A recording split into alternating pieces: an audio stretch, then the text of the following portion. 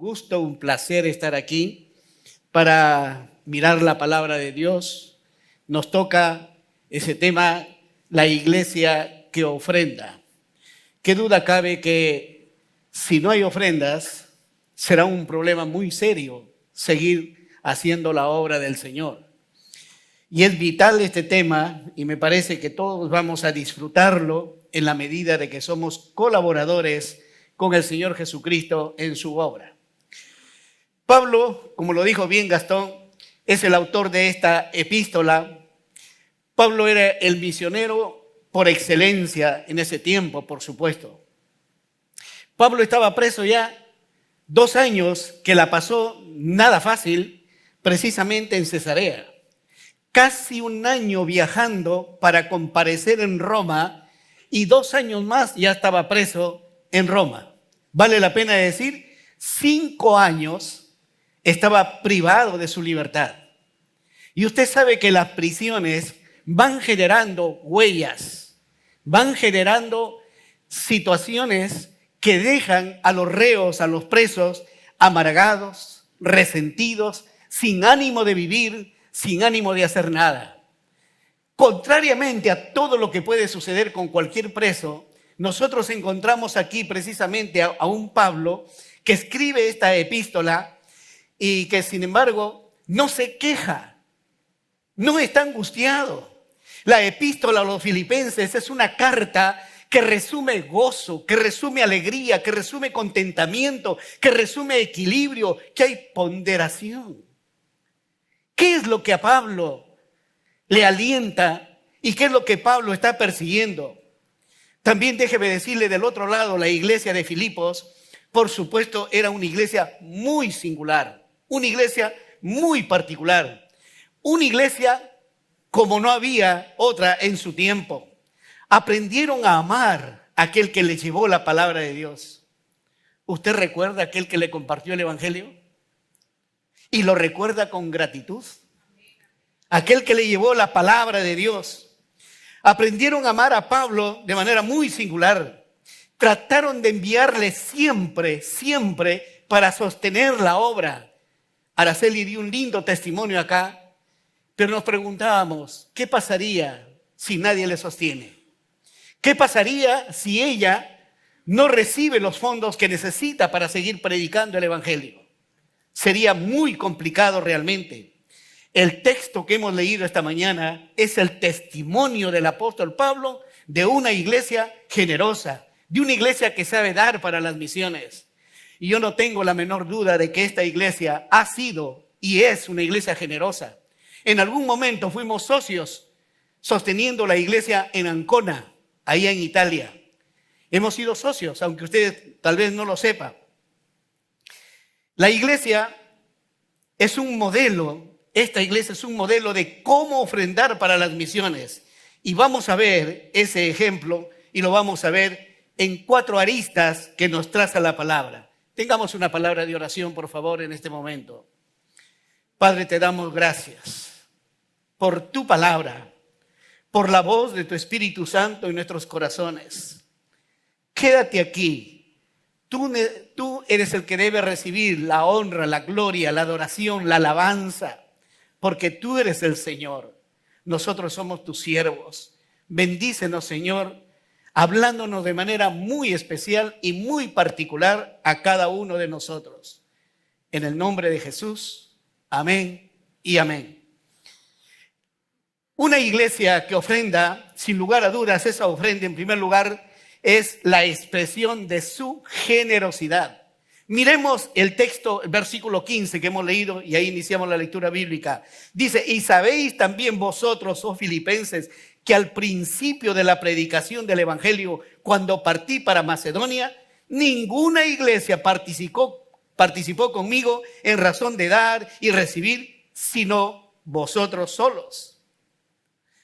Cuando Pablo deja Filipos para avanzar con la obra misionera y se va a Tesalónica, se va a Berea, con el mensaje del evangelio, había dejado un nexo muy fuerte que se generó entre él y la iglesia de Filipos.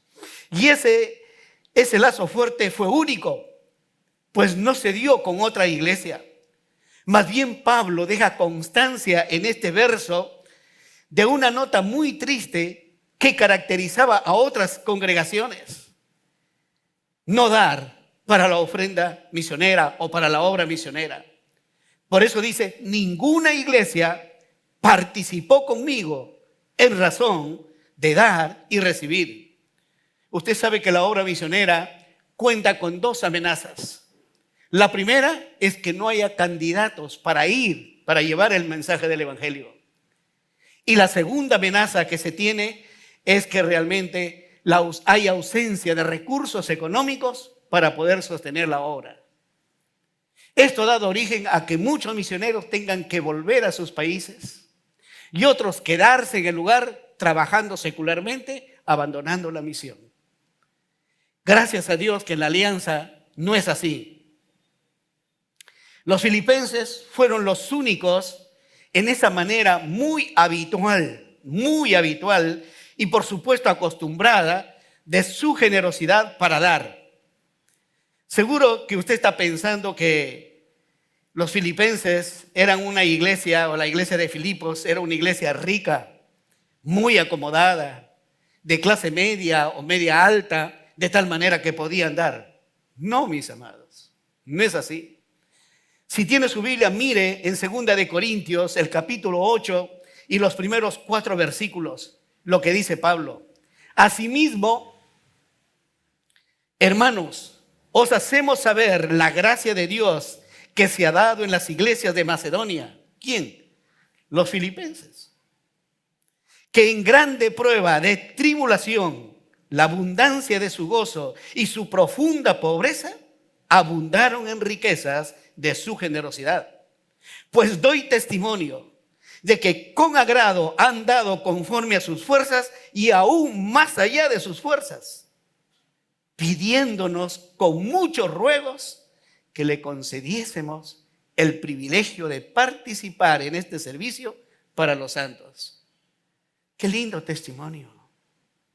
Qué precioso que los misioneros puedan decir así también de Miraflores o del Arco, mi iglesia ahí en Trujillo. Qué lindo sería que reconocieran eso y dijeran, esta es una iglesia generosa. Fíjese las expresiones que Pablo aquí resalta. Grande prueba de tribulación. Filipos era una ciudad que los romanos habían devastado total y completamente. Eran pobres. Por eso dice, en grande prueba de tribulación y su profunda pobreza.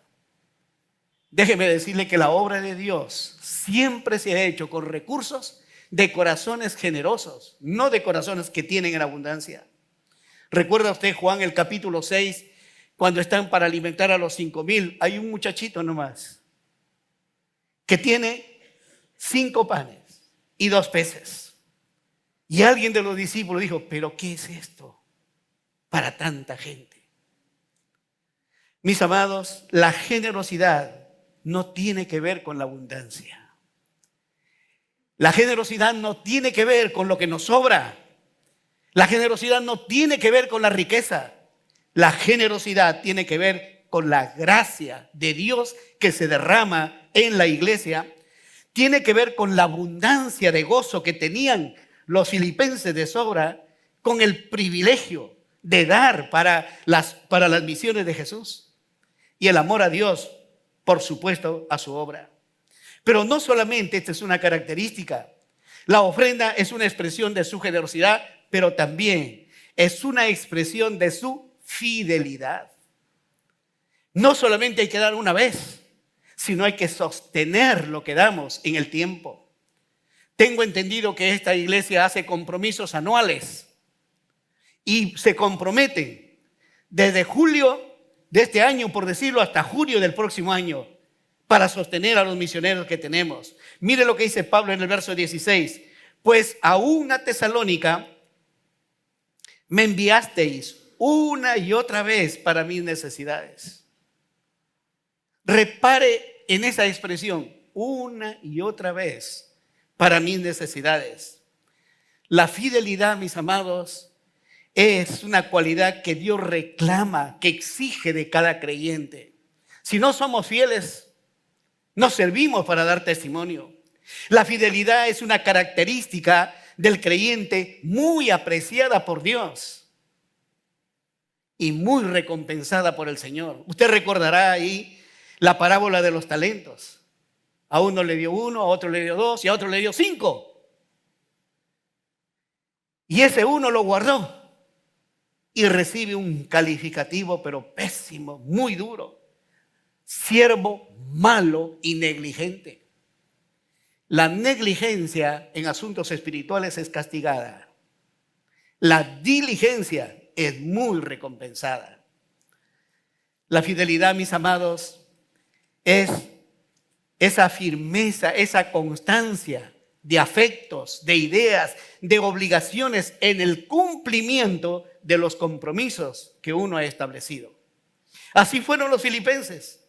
Estaban siempre dispuestos a enviar su ofrenda y no cabe la menor duda de que lo hacían con esa fidelidad, que de manera habitual lo hacían y de manera sostenida también, muy acostumbrados. Por eso Pablo dice, me enviasteis una y otra vez.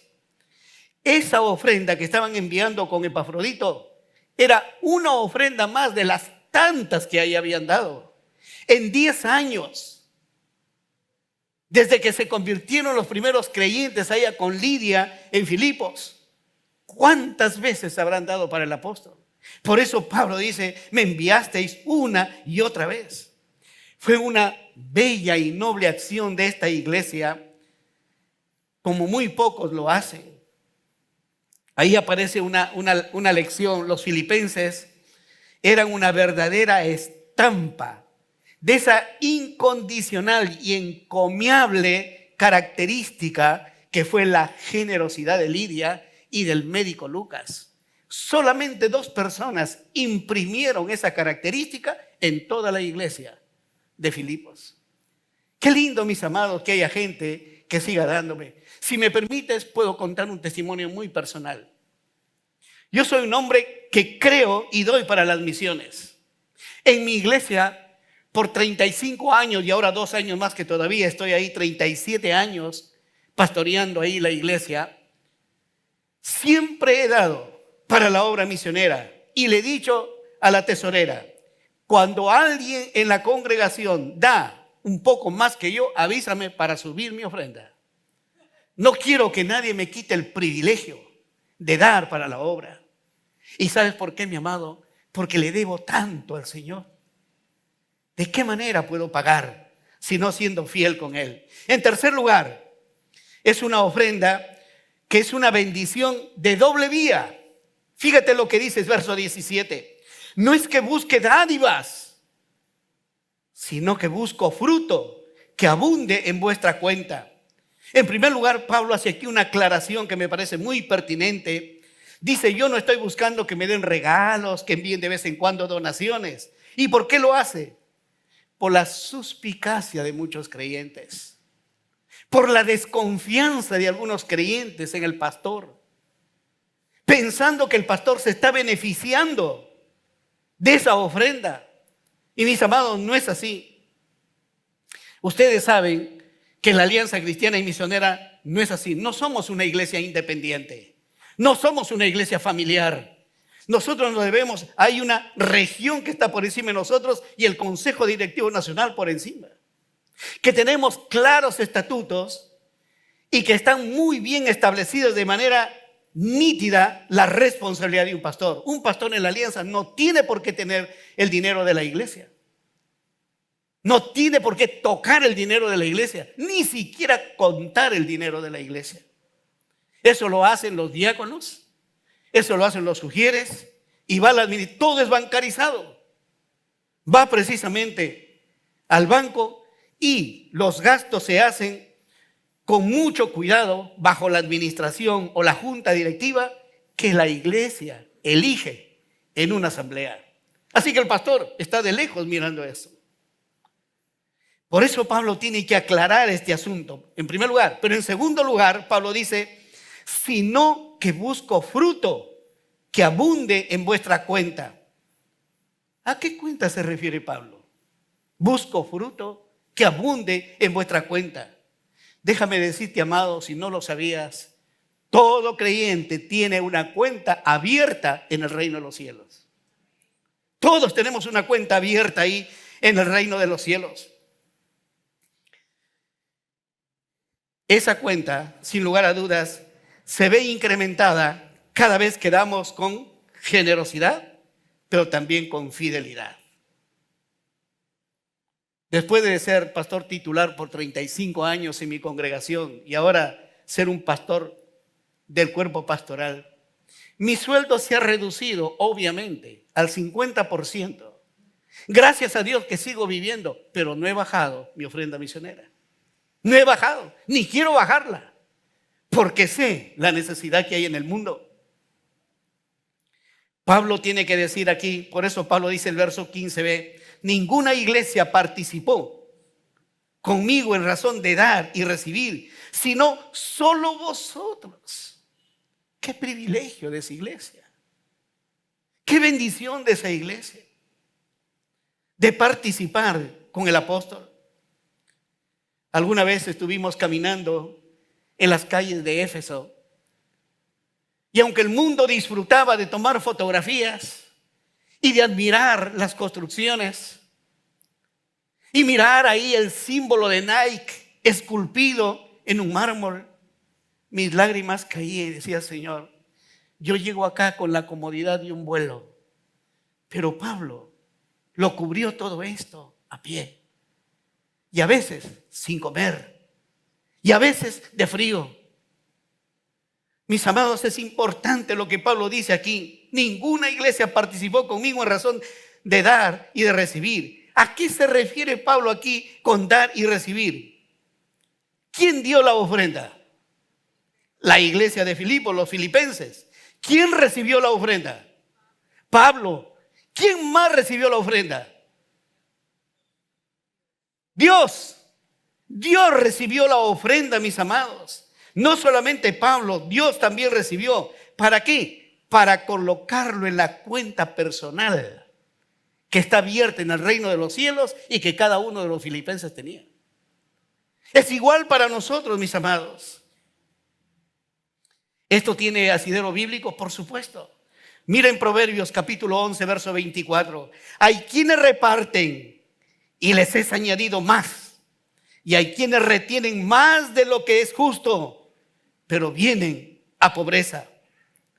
Mis amados, toda ofrenda es una bendición, tanto para el que da como para el que recibe. Es una ofrenda de ida y vuelta a la bendición. Por eso es que la bondad, la solicitud y también, por supuesto, la generosidad es una bendición que los filipenses tendrán y que pesará enormemente a su favor en la presencia de Dios. En cuarto lugar, es un sacrificio aceptado por Dios.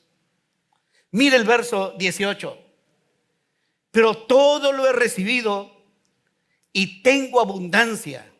Estoy lleno, habiendo recibido de Epafrodito lo que enviasteis. Olor fragante, sacrificio acepto, agradable a Dios.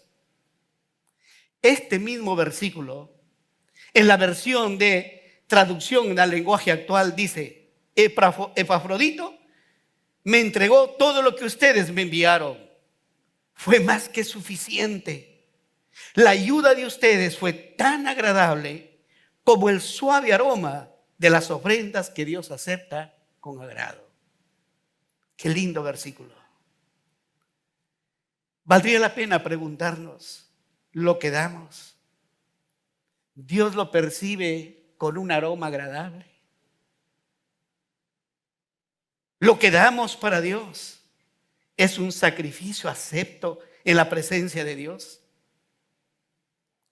Creo que el mejor ejemplo de dar una ofrenda está en Caín y Abel. Hay muchas similitudes en ellos, obviamente, porque eran hermanos. En lo físico eran hombres, crecieron, caminaron juntos, jugaron juntos, por supuesto. En lo intelectual, cada uno se orientó de acuerdo a sus pensamientos, razonamientos y criterios. En lo emocional, manifestaron sus alegrías, sus tristezas, aún sus ambiciones. Sin embargo, había una diferencia en lo moral. Una diferencia en lo moral. El desarrollo de su conciencia. Su manera de acercarse a Dios define aquí en el libro de Génesis un detalle crítico y significativo. Caín era labrador de la tierra. Todos los años dice que traía una ofrenda, probablemente de flores, rosas, lindas flores. Desde el punto de vista estético, lo mejor. ¡Qué presentación! Tal vez verduras. En cambio, la ofrenda de Abel era un cordero. Estéticamente tal vez no sería lo mejor. Pero fíjate el detalle, y esto me parece importante. Una pequeña palabra en la descripción. Yo tuve un conflicto con estos versículos, porque no lo entendía y decía, Señor, ¿cómo es que? ¿Qué clase de Dios eres tú que aceptas con agrado a uno y al otro con desagrado? Porque mira lo que dice ahí Génesis capítulo 4, desde el verso 4 en la segunda parte hasta la primera parte del verso 5. Y miró Jehová con agrado a Abel y a su ofrenda, pero no miró con agrado a Caín y a la ofrenda suya. A mí me parece la descripción admirable, pero no lo entendía. ¿Por qué a uno lo acepta y al otro no? Es como sucede en algunos hogares. Uno ama más a un hijo que al otro. ¿Qué tiene la culpa el otro que ya ha sacado las orejas de la suegra? ¿Qué culpa tiene si es tu hijo? Y mis amados, aquí yo veo una diferencia en una pequeña palabra. 3 letras. Una en el lenguaje viene a ser el artículo indefinido. El artículo indefinido. Si yo dejo mi saco en la oficina del pastor y digo, por favor, ¿me pueden alcanzar mi saco? Alguien tiene que ir a la oficina y traer este saco. Pero si yo digo, ¿me alcanzan un saco? Cualquiera. Porque el artículo es indefinido, indeterminado. Es decir, Caín trajo una ofrenda, cualquier ofrenda. Después de todo tiene que contentarse Dios si que quiere. Abel no. De lo mejor del ganado. Una ofrenda escogida para Dios. Ahí está la diferencia a nivel de conciencia. Y mis amados, este es algo que nosotros tenemos que dar, poco o mucho, de todo corazón, con alegría, con contentamiento. ¿Tú te acuerdas de la viuda pobre? El rico sacó su billetera y miraba, este es un billete, disculpa que no veo bien, de 100 o 200, para ponerlo ahí. Pero la viuda sencillamente, 20 centavos. Pero dio todo lo que tenía. Y el Señor dijo, esa es la que ha dado más. Porque primero ella dio su corazón para Dios y después la ofrenda. Por eso es que el texto dice, es interesante, y miró Jehová con agrado a Abel y a su ofrenda. La ofrenda es lo de menos. El corazón del hombre, de la mujer, es lo que le importa para Dios. Vale la pena una pregunta, ¿cómo damos para Dios? Ahí aparecerá una frase que dice, no lo que damos, sino la intención del corazón, pues el don sin el donante es pura ilusión. El don, el regalo, sin el corazón del que da, es pura ilusión. Así que hay que mirar cómo damos para el Señor. Por eso es que para Dios la ofrenda de los filipenses fue sacrificio y de su profunda pobreza. Y esto lo sabía perfectamente Pablo, que ellos estaban dando con sacrificio, conforme a sus fuerzas y más allá de sus fuerzas. Por eso es que Pablo les puede decir ese verso 19 donde voy terminando: mi Dios pues suplirá todo lo que os falta conforme a sus riquezas en gloria en Cristo Jesús. Porque han sabido dar. Una lección de Barclay que podemos aprender para todos: el que dona no se hace más pobre, sino más rico, porque su propio don lo abre a los dones y riquezas de Dios. ¿Sabes cuál es el problema? Nuestro raciocinio. Y nuestro razonamiento es muy lógico y muy occidental. Proviene del pensamiento greco-latino, greco-romano. Cuanto más es que yo retengo, es que más tengo. Y si doy, ya pierdo. Eso es lo que dice la matemática. Pero el término espiritual no es así, mis amados. Cuanto más doy, es que más rico soy. Cuanto más ofrendo, mejor será para mí, porque voy añadiendo a la cuenta que Dios me tiene preparado. Mis amados, termino con esto. Los filipenses ofrendaron para las misiones, en primer lugar, por su amor al Señor. Su amor al Señor. En segundo lugar, por su gratitud al apóstol Pablo, quien les llevó el evangelio. Y en tercer lugar, porque había un claro reconocimiento de que era imprescindible dar para que otros conozcan el evangelio. Amén. Padre, gracias por tu palabra. Gracias por ilustrarnos en esta hora a través de tu palabra y tu Espíritu Santo. Guárdanos en tu nombre, guarda nuestros corazones para saber dar como conviene, de acuerdo y conforme a como tú nos has prosperado. Con gratitud, Señor, estamos delante de ti en el nombre de Jesús. Amén y amén.